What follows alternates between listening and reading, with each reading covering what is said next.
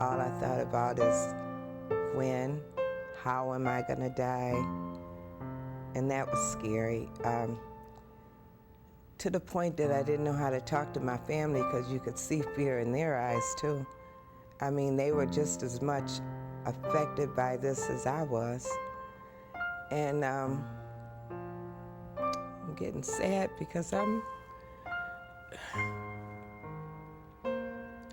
think about my daughter that had taken care of me when I couldn't hardly get up and walk.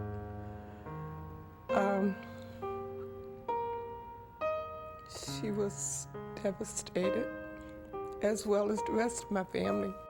First time I came to Gilda's club for the wellness meeting, I said to myself before I came, I said, well, I'm not gonna say anything. I'm just gonna listen and I'm gonna let people do the talking, because I don't know what to expect. But I found myself so comfortable amongst these 4 or 5 ladies that was there at that particular time that I just started blabbing. And I said, oh my God, for anybody out there that is going through it, their family is going through it, their friends are going through it, if you could find Gilda's Club and come here, I think they would be amazed at the transformation that they would make within, because that's where it's got to start. Cheryl was going on the computer and telling me that she thought it was cancer, and I said no. I said, you know, it's not that, it's just acid reflux and that. So I went to a specialist. That's what he identified it as. The following weekend after I saw the specialist, I couldn't keep anything. And so I wound up going to the hospital. Was in the hospital for approximately a week. Approximately 2 days after I was in, they did a test and then came back that I had stage 4 esophageal cancer.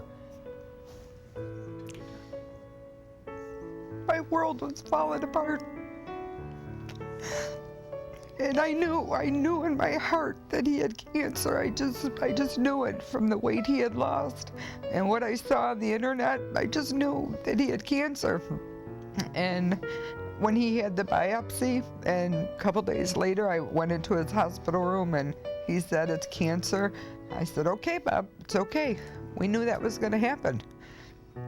And we knew we had to get in touch with Roswell, and a friend of mine at work told me about Gilda's Club, and I just knew within a couple of weeks, I felt like I was losing my mind, and I just knew I had to come someplace where I knew other people would understand.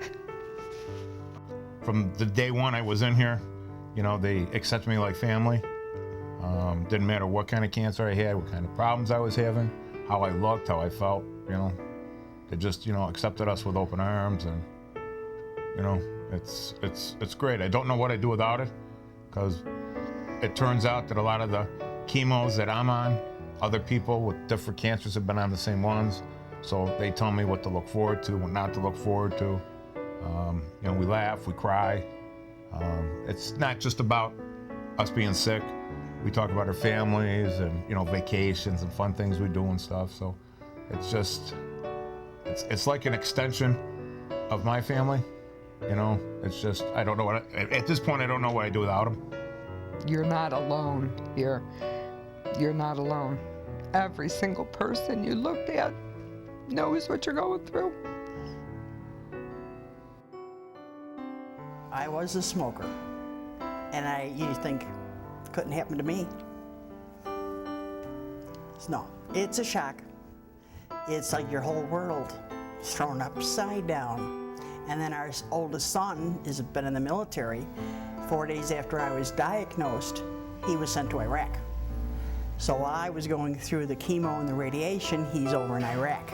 When I first heard of Gilda's Club, I figured it was just all poor cancer patients, not knowing that family members can be helped just as much, and they count just as much. And it's very good because we can talk about certain things, you know, and it opens up more of talking about the word cancer, or I have cancer. There's all kinds of support for the people with cancer. there's very little support and very little out there to say, gee, you know, your whole world is turned upside down. You're doing things that you normally don't do. I call myself the token male in the caregiver, in the family and friends group, the caregivers group, because I am the only male in the group. My co-person here will be married 40 years in February. Okay, it's hard to express the fact that you might lose that. But you know, that's the reality of it. It's tough. This place helps. Okay, it does help. As the guy thing, probably, if you would have told me that I'm going to come to a group and talk and have Kleenex on the table and use hankies, would have told you were nuts 4 months ago before I came here. Wednesday doesn't have to be on our calendar. Wednesday is a night to be here. Actually, it gave me my life back. Made me feel that I could keep on going and not to give up, to keep on trying. I found an extended family. I found, and the guy thing is left at the door. There's no problem with picking up a Kleenex or a hanky, because we're all sharing the same woes. We're all sharing the same good times amongst each other.